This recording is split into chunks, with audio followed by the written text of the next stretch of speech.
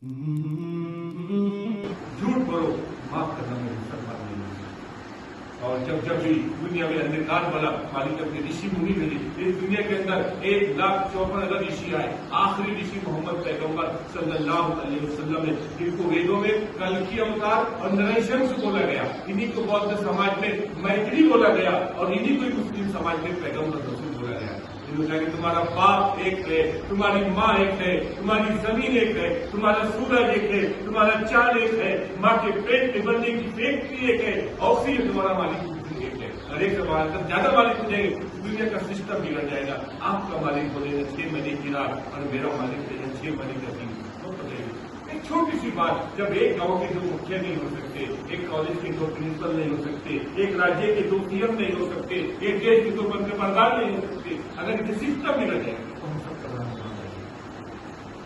और लास्ट में एक भाई 3 बातें याद रखना। आज तो बड़ी खुशी कि मैं तो मेरे अपनों में आके बैठ रहा हूँ।